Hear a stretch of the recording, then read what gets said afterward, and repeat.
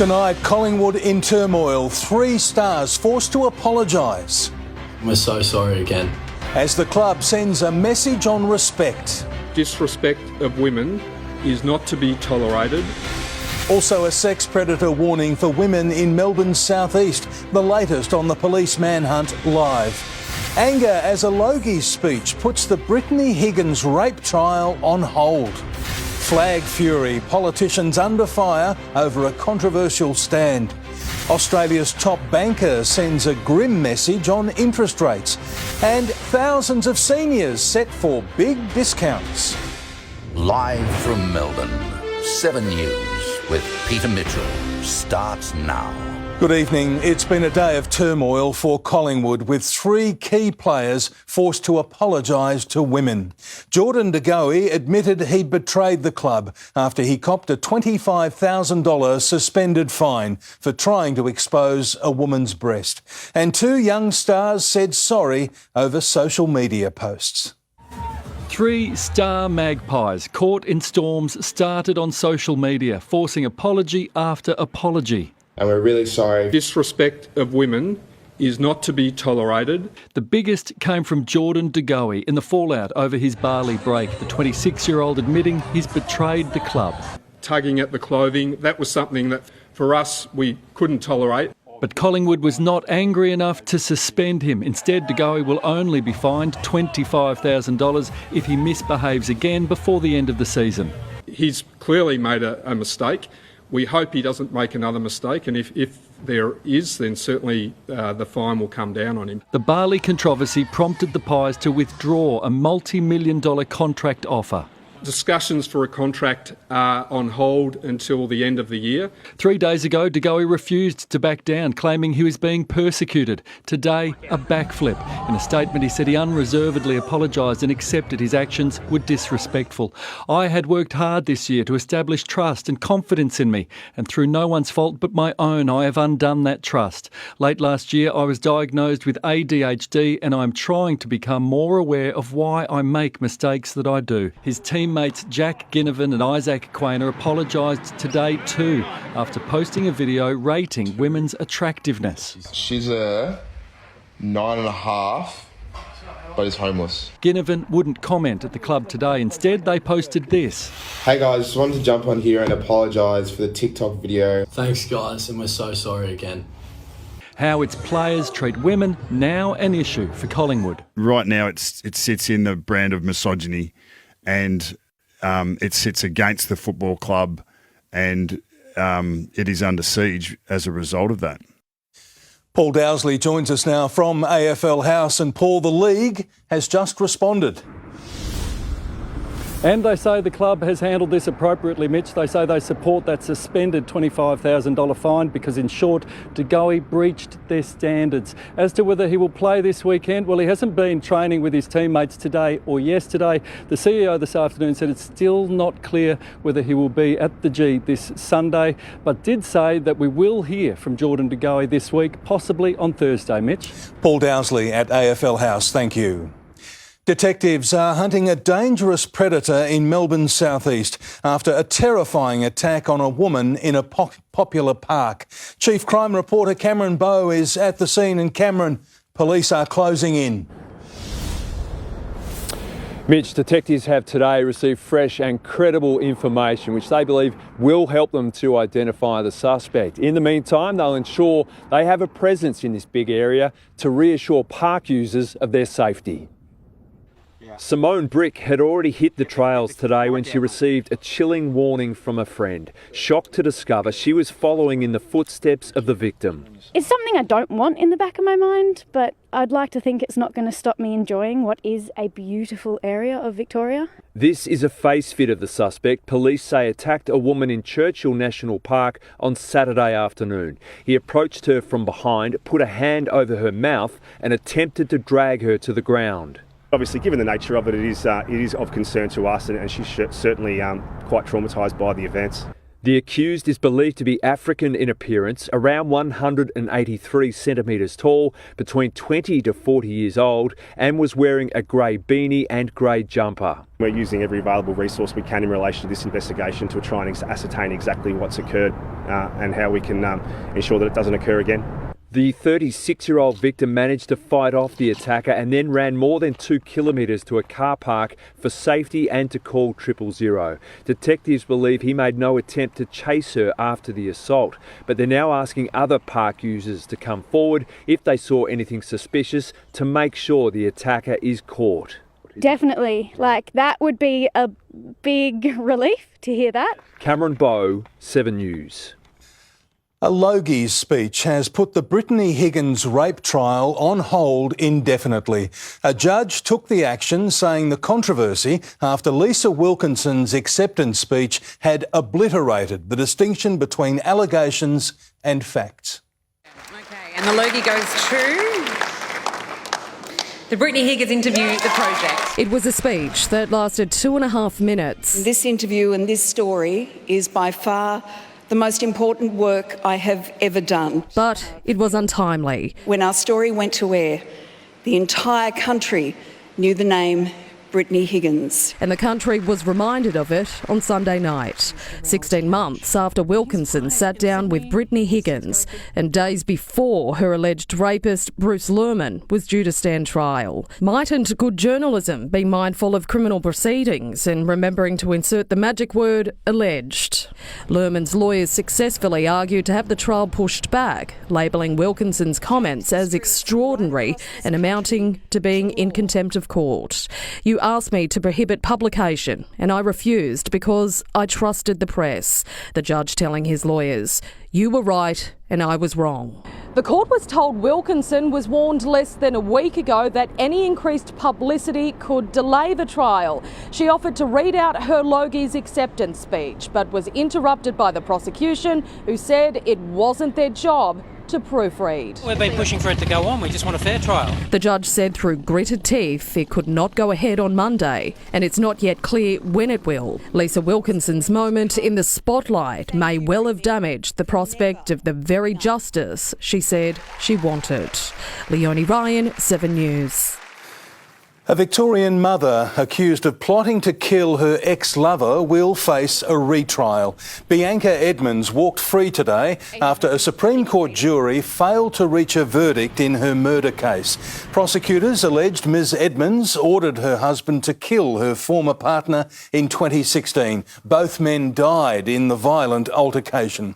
A new jury will be selected for the retrial. Greens leader Adam Bandt is under fire for refusing to stand in front of the Australian flag. The controversial move has been labelled nothing more than an idiotic stunt. Refusing to stand with the Australian flag. Thanks everyone for coming out. Greens leader Adam Bandt held his press conference only after he'd instructed a staff member to move the flag aside. He says for many people this flag represents dispossession and the lingering pains of colonisation. Spirit of reconciliation is you recognise our Indigenous history and you make it it has an equal place in Australia. If we want to mature as a nation, we need to start looking at what that flag represents and the history behind that flag. Victorian Greens leader Lydia Thorpe wants the flag redesigned. We're talking about also a republic, which means, yes, we need to look at the flag and change the flag and unite this country. It comes as new child safety standards are released for Victorian schools, calling for more inclusive classrooms supporting Aboriginal culture and history. It's about making sure that everybody feels equal, everybody feels included and everybody feels safe. And why wouldn't you celebrate, where you can, where it's appropriate, the oldest continuous culture known to human history? It's not about focusing on necessarily entirely focusing on the past. It's about where we're all going together as a modern, democratic, multicultural nation. New laws will be introduced to State Parliament tomorrow, allowing an independent authority to oversee Victoria's treaty negotiations. The coalition will support the bill, but one Liberal MP has vowed to cross the floor. You don't enter treaties with your own fellow citizens. You don't. Treaties are entered into between nation states. Chanel Vella, 7 News. Victoria's COVID death toll is showing few signs of slowing. 28 more Victorians have died with the virus. The state recorded another 7,500 new cases today. 434 Victorians are being treated for COVID in hospital. The Reserve Bank boss is warning Australians to prepare for more interest rate pain, with an increase next month up to 0.5%. It's the last thing we need to hear, especially when new research shows Melbourne already has some of the most expensive housing in the world.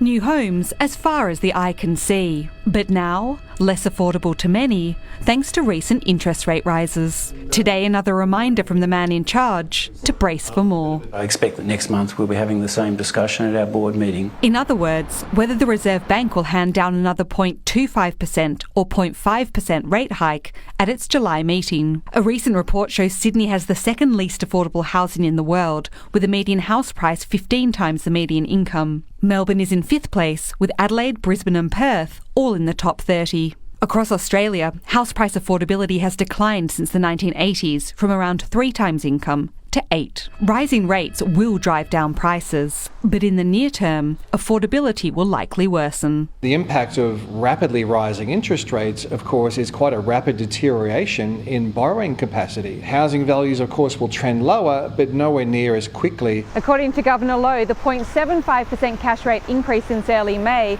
has not yet hurt most homeowners, with households tapping into the $270 billion worth of savings they built up during the pandemic. But he warns further increases will start to bite. The good news? I don't see a recession on the horizon here. Gemma Acton, 7 News. Qantas is ditching mandatory mask rules on some of its international flights. At this stage, there's no change to flights out of Melbourne, but passengers are now no longer required to wear masks on flights from New South Wales, WA and Queensland to the US, the UK and Italy. Masks will still be offered to passengers and crew who want to wear them. Victorian travellers are being warned to brace for airport baggage chaos ahead of the school holidays. The pain is already being felt by students from Monash after Jetstar misplaced their prized university project. They made it to the world's largest rocketry competition in New Mexico with no rocket to launch. It needs to be here by tomorrow. That's to be competitive, that's the bottom line. A group of Monash University students raised $100,000 and spent 2 years working on their 30,000 feet sounding rocket, only for it to be left behind at Sydney Airport. It's a bit too big for the hand luggage, unfortunately. I would love to carry it with me on the plane and know where it is at all times. It's taken Jetstar 4 days to locate the precious cargo and load it onto a flight to the US. Travel problems are plaguing airports around the world, including London's Heathrow, where suitcases are piling up. Flights are being cancelled to allow staff to clear the backlog as the baggage processing system buckles with the return of a European summer travel peak. It's much harder to scale it up again when you suddenly open the doors again. Aussie travellers being warned of chaos across the US too.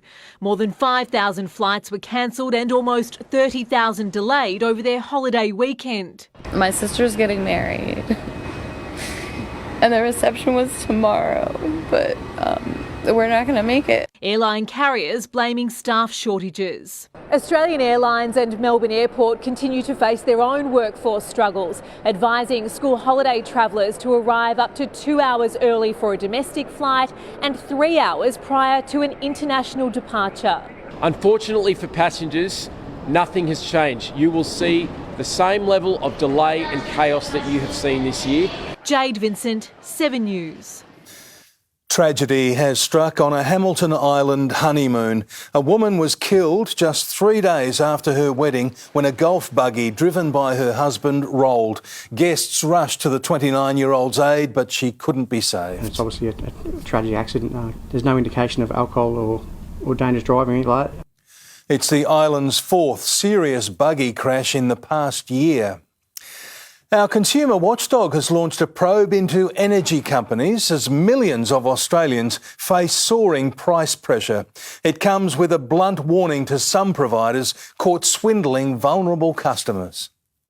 Emerging from a week in isolation, I'm really conscious that I was very fortunate in the COVID that I had was incredibly mild. Treasurer Jim Chalmers warns he won't be mild on energy companies if they're ripping off customers. We want to make sure that if there's dodgy behaviour going on, that we know about it and we can crack down on it. He's ordered the ACCC Consumer Watchdog to investigate the energy giants' prices and profits and, if they've gamed the system, to make more money during the crisis. I've dialed up the ACCC's role. If it's found that they were gaming the system or continue to do that, then the book should be absolutely thrown at them. AEMO, the market regulator, suspended the wholesale electricity market last week after some power companies withheld supplies, arguing the $300 a megawatt hour emergency price cap was less than it cost them to produce the energy. The gas companies are making huge profits exporting Australian gas to the world and charging Australian consumers the same price as the rest of the world. As new opposition leader Peter Dutton faces an early revolt, moderates threatening to cross the floor to back Labor's more ambitious emissions reduction target. Mr Dutton not attacking the new target, a 43% reduction by 2030, but the process. It's clear to me that you don't need the legislation and they can achieve their target. Some unnamed Liberal moderates, though, want to be seen supporting that legislation to protect themselves against the rise of the so-called teal independents. Mark Riley, 7 News. Neil Danaher's Big Freeze has just notched up another record, raising almost $20 million in 2022. The staggering success is now helping local scientists become world leaders in the race for an MND cure. For those fighting to cure the incurable, a huge boost. The tally is $19.8 million. Support from Fight MND is the reason that we are leading MND research around the world. There is hope on the horizon and this Big Freeze is making that possible. So all this silliness almost a complete flip propels this seriousness. 30 researchers working full-time on MND here, their best lead using patients' stem cells. It's our best hope in decades to finding a treatment. But a harsh reality. We can't make any promises. It's an incurable disease. We're working as fast as we can. There's a treatment out there. We just have to find it. Neil Danaher was not at today's event. For his family, the Big Freeze was far more than a fundraiser. It's a treasured memory. It was beautiful. It was really beautiful. And that was something I didn't think would happen this year. It was truly incredible. That startling record figure raised makes the Big Freeze the biggest community-based fundraiser for MND research in the world. Both here and here, there's no thaw in icy resolve. So Beast, know that we're coming after you. Nick McCallum, 7 News. That's a great result indeed.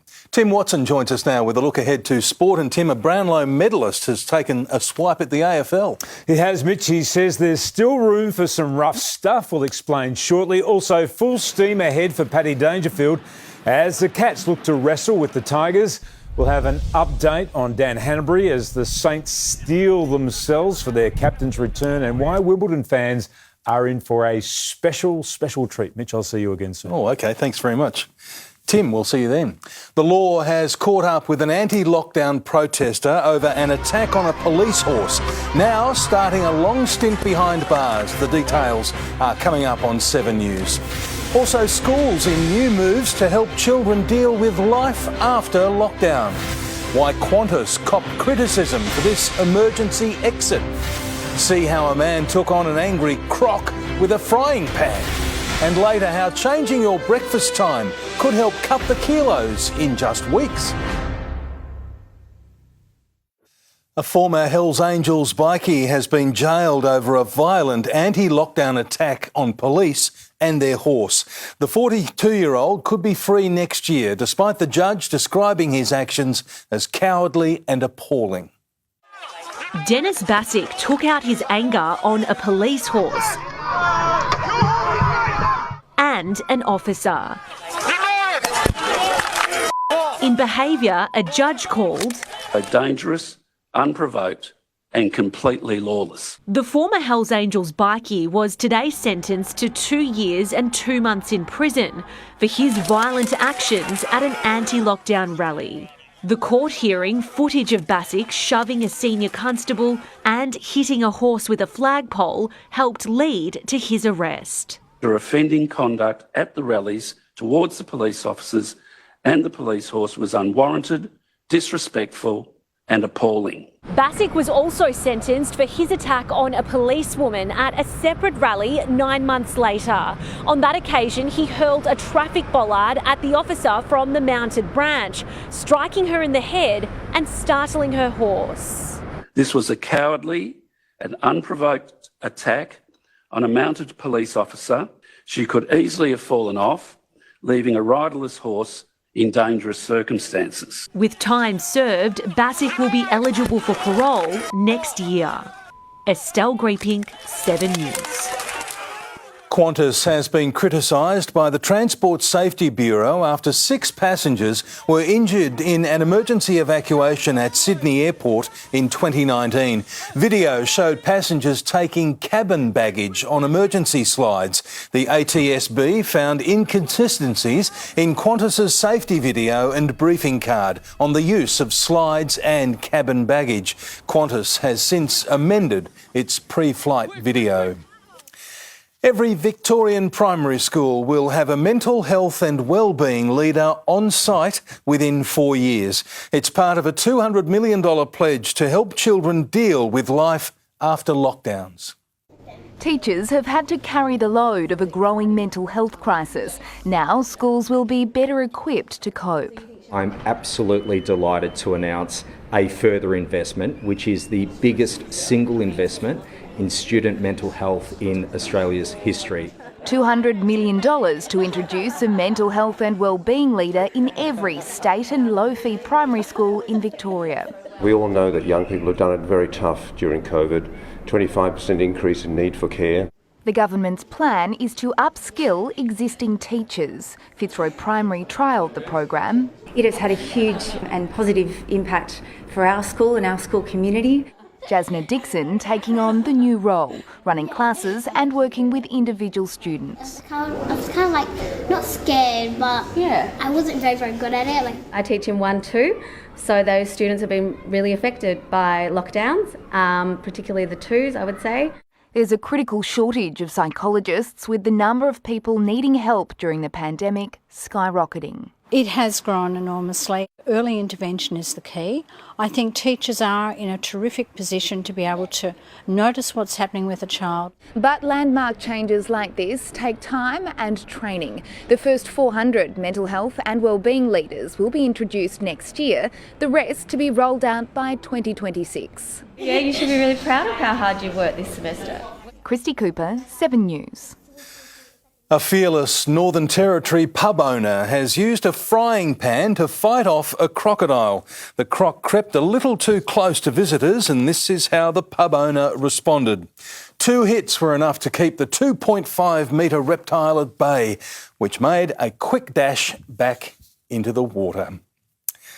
On our shortest day of the year, Jane Bunn joins us now. And Jane, the days are longer from tomorrow. Which they are indeed, and temperatures are rising too. And they're set to fall again over the weekend.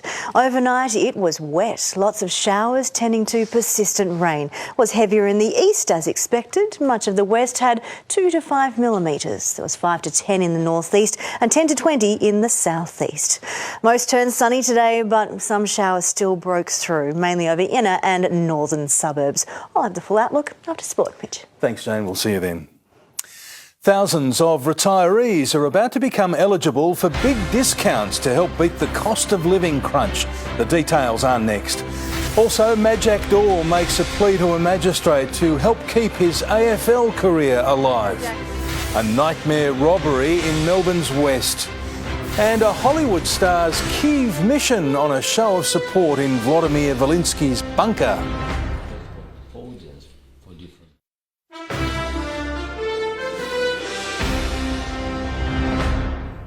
Detectives have released frightening footage of a knife-wielding thief holding up a post office in Braybrook. The attack happened in February, but police hope this video will help jog the memory of potential witnesses. The armed man fled on foot along Churchill Avenue. The post office staff member was not injured. Police are hunting for a man who exposed himself to 3 women in parks across Melbourne's northeast. Investigators were told a woman was walking in Laylaw when he performed a lewd act in front of her. 2 other women reported similar stories to police in April. Detectives want to speak with this man over the acts. AFL star Majak Daw has avoided conviction for driving offences after his lawyer successfully argued his client needed his licence to drive to footy training. Daw was given glowing references from 2 football clubs before revealing his career is at the crossroads. Majak Daw walked from court relieved he can keep driving. It's probably a good reminder to everyone out there, just update your address. It could have gone other ways, but yeah, that's all I've got to say. Last November, Daw was travelling on Chapel Street when police noticed his car registration had expired and his licence had been cancelled because of demerit points. The Melbourne footballer told officers that was probably because of speeding fines. When they asked, "What's your reason for driving while suspended?" he said, "I had no idea," explaining he'd changed address and hadn't received letters from Vic Roads. Daw's lawyer said he was prepared to pay a heavier fine to keep his licence so he can drive to Demons training. The court heard the 31-year-old is at a crossroads in his career and will be out of contract at the end of the season. Majak Daw's lawyer told the court as the AFL's first Sudanese player, his client is a role model in the community and feels he's let people down. The magistrate accepted that Daw's mistakes will be amplified because of his profile. He provided 4 character references, including one from Demons football boss Alan Richardson, detailing how he's overcome significant challenges. Daw was fined $1,200. Emma O'Sullivan, 7 News.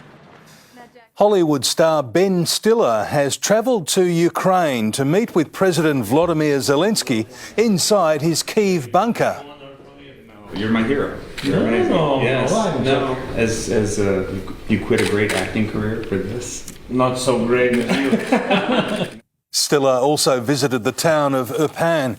He's been working as a goodwill ambassador for the UN since 2016. Children under the age of 5 are now eligible for the COVID vaccine in the US, but there could be a slow uptake. Only a third of American children aged between 5 and 11 have had the Moderna and Pfizer vaccine since it was made available in November. And Hong Kong's famous jumbo floating restaurant has sunk after capsizing in rough seas. The iconic venue was loved by celebrities and once featured in a James Bond film. The company said no one was injured, but efforts to save the 80-metre-long vessel failed. Kensington Palace has marked Prince William's 40th birthday with photos and a video of him selling the Big Issue in London. It's believed William and Kate will hold a joint party after the Duchess delayed her 40th celebrations in January. Tens of thousands of Australian seniors will soon enjoy much-needed relief from the escalating cost of living. The Albanese government has told 7 News it will introduce new laws to help more older Australians save. Slashing the cost of living for those who've worked hard all their lives. Tens of thousands more seniors will be eligible for this Commonwealth Seniors Health Card. It's a card long restricted to those on lower retirement incomes. In the new financial year, the federal government will raise the income threshold for single self-funded retirees from $58,000 a year to $90,000 and couples from $92,000 a year to $144,000. You could be in for quite a bit of money in terms of saving when you get one of these cards. National Seniors has an online concessions calculator which shows cardholders in many states receive generous benefits. Victorian retirees can also save big money.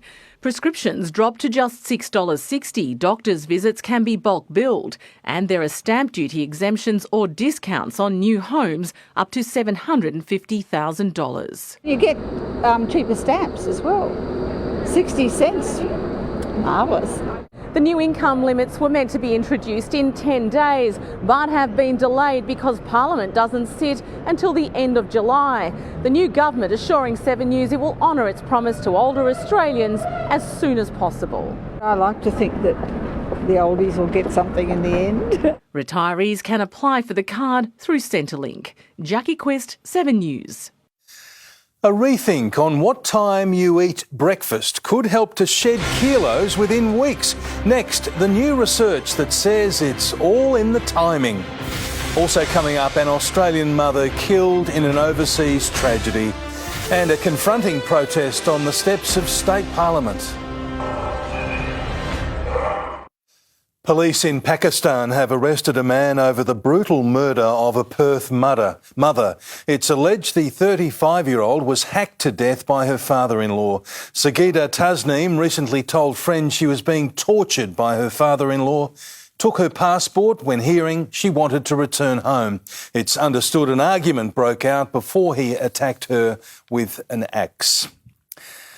A giant half-burnt koala has been paraded along the steps of State Parliament in a protest about deforestation. Demonstrators impersonated political leaders carrying large chainsaws. Obviously, Blinky symbolises the endangered koala. Most of our koalas are endangered around Australia. They're not in Victoria yet, but they soon will be if we keep tearing down the forests. The group is opposing a state government move to jail protesters who attempt to prevent or disrupt forest logging. There's finally been some relief on the share market. Network finance editor Gemma Acton explains. Thanks, Peter. Well, finally, some green on the board today with the ASX 200 breaking a 7-session losing streak to close 90 points higher at 6,524. Energy and mining companies led, except for Queensland coal stocks, which tumbled on news they will soon be paying extra royalties.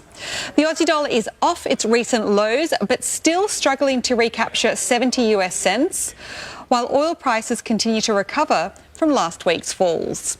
And thanks to their popularity with younger consumers, video games are the fastest growing segment of the global entertainment industry. Consultants at PwC forecast annual sales will soar to nearly $500 billion by 2026. Gemma Acton reporting. New medical research is exploring the health benefits of skipping breakfast. It claims delaying your first meal of the day can help you lose weight and live longer.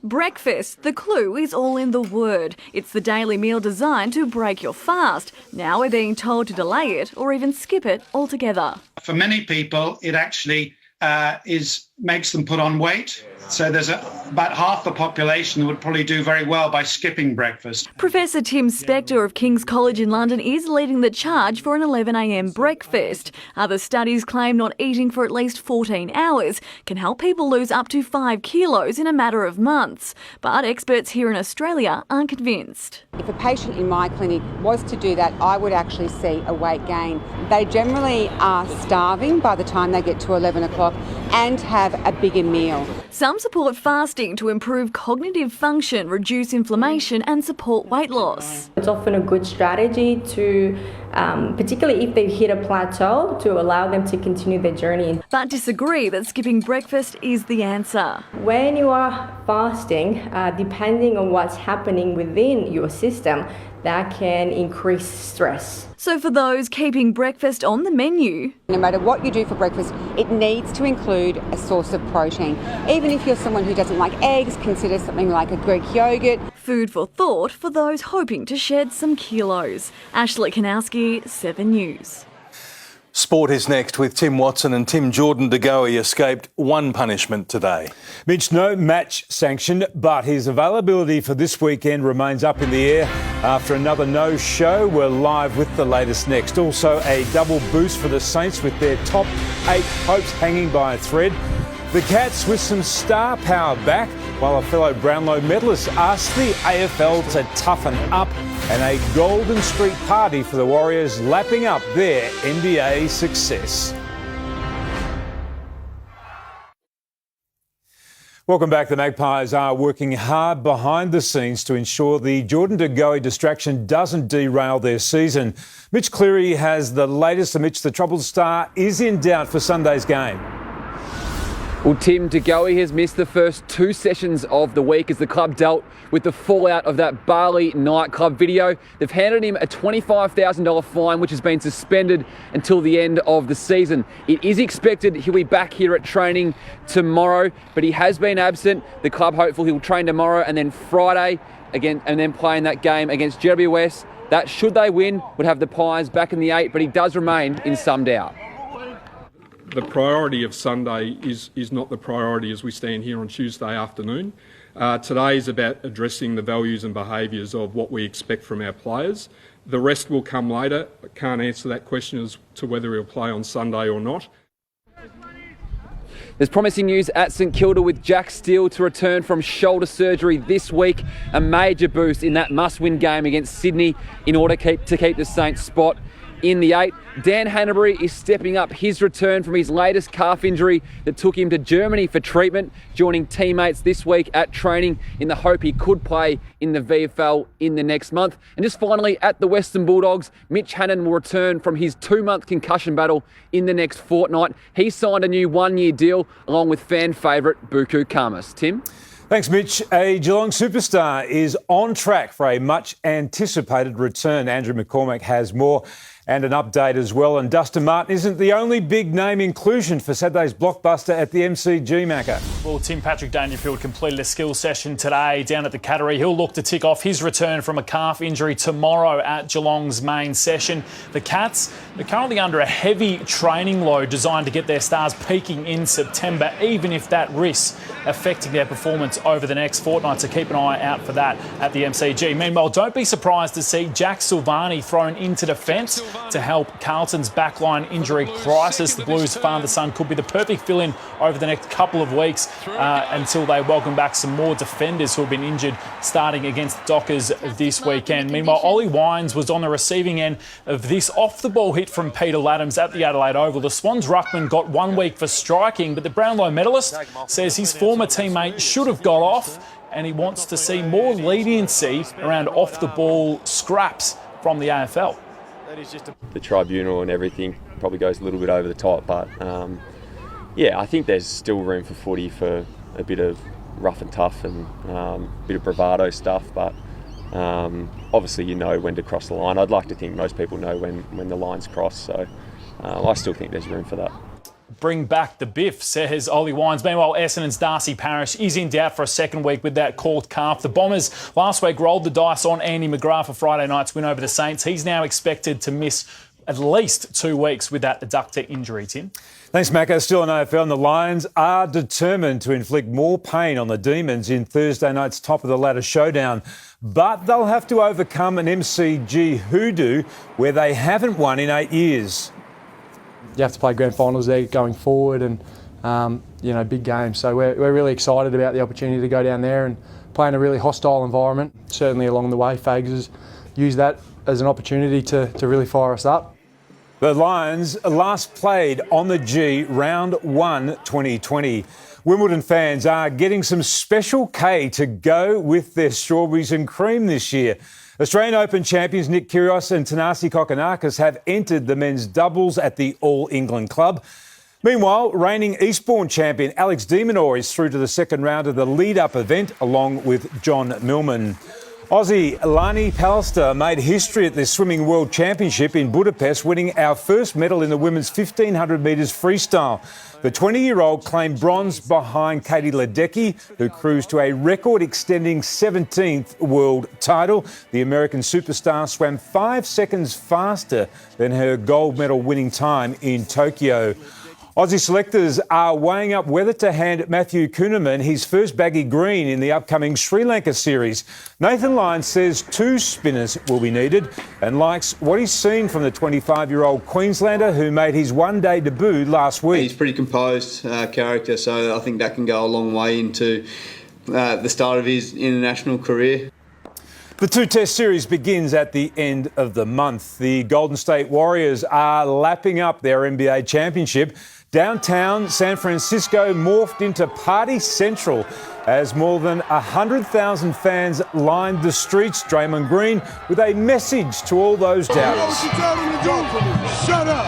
That's what you tell them. We don't want to hear it no more. Winners win. That's what we do. Straight like that. I said it all. Shut up.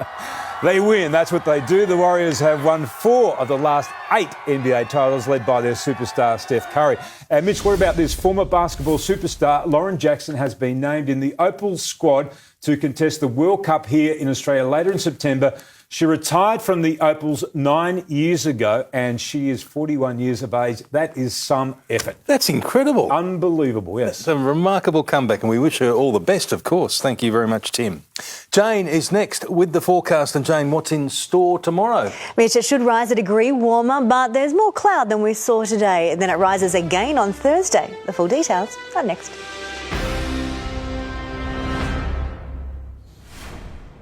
Hello, tonight on the latest from 7 News, the floating cities that can house 20,000 people, while they'll soon be essential. We'll hear from the leading architect who designed them. Plus, first the airports, now the railways, the UK's travel nightmare, and an ice-cold tribute to the winter solstice. That's tonight, the latest from 7 News. Melbourne's mould menace. The whole house is riddled with mould. Hitting home, costing thousands of dollars and causing health havoc. It can be very dangerous, particularly for anyone that has mould as a trigger. What families need to know. 7 News with Peter Mitchell at 6 o'clock. Hello again. The showers didn't stop this afternoon. There was still the odd one passing through. There was also a lot of sunshine as promised. We began on 11 and stopped rising just under 15. The sunshine in between the showers did produce some great rainbows out there. The band of showers tending to rain crossed eastern Victoria today, and showers followed in behind with sunshine in between. Then a new area of cloud entered the west. While that increases the frequency of the showers, they shouldn't produce much. Rain gradually changed to snow in the Alps. It was 16 in Oyen. A trough and cold front brought the wet weather, and after one more week trough, there's high pressure taking over. It's only for a day or two, though. The next cold front arrives at the end of the week. The weakening trough and high ridging in means it's not completely dry, but the wet weather that we do have won't be producing much. Winds turn northwesterly, so most of that wet weather falls on the northern slopes of the ranges. It increases again to end the week thanks to that next front. It starts over the southwest on Thursday night and it pushes through on Friday. It is similar to today, with a band of showers tending to persistent rain. But that high pressure system blocks any connection to tropical moisture, so it is heaviest in the southwest, western Gippsland and up into the ranges, with rain then snow once again for the Alps. I mentioned the tropical moisture connection because that's what brings us our big rainfalls. For winter and spring, the Indian Ocean will send us moisture. Then there is a chance of another La Nina this summer, making the Pacific Ocean send us moisture. However, if there is a high in the way, that moisture can't get through, and that is likely to remain the case for the next week. Around the nation tomorrow, sunshine for Brisbane, Sydney and Canberra as well. In Hobart, a mix of sun and cloud. Adelaide showery with that weak trough. Perth showery with a cold front. To Victoria, mostly cloudy, patches of morning fog. Showers are possible anywhere, but they're mainly over central parts in the morning, then the northern slopes of the ranges, thanks to light to moderate northwesterly winds. That lets it rise to 18 in the far northwest. Closer in, showers in the Melbourne area at first. After that, it turns mostly dry, but a fair bit of cloud does linger overhead. Despite less sun than today, temperatures rise a degree as winds turn northwesterly. The city should reach 16. Early showers, then mostly mostly dry but mostly cloudy. To the 8-day outlook, Thursday looks dry and it's a degree warmer, heading up to 17, a fair bit of sunshine in the afternoon. On Friday, another burst of showers tending to persistent rain. It clears in the afternoon. On Saturday, that's our break. Another big burst comes through on Sunday. Then it's a very chilly start next week. 16 tomorrow, but it does look mostly cloudy. We have showers passing through it. Expect most of those mainly early in the morning, Mitch. Good to see a 17 on the outlook. Indeed, we do like that. Thank you very much, Jane. Now here's what's on Sunrise in the morning. Thanks, Mitch. Tomorrow on Sunrise, a special investigation. We reveal the Melbourne suburbs where it's cheaper to buy than rent. Plus, he's a Hollywood legend from classics like Jaws and Close Encounters. Richard Dreyfuss is live and exclusive. See you in the morning, Melbourne. And that's the way it is this Tuesday, the 21st of June. Thanks for your company. For now, from the 7 News team, good night.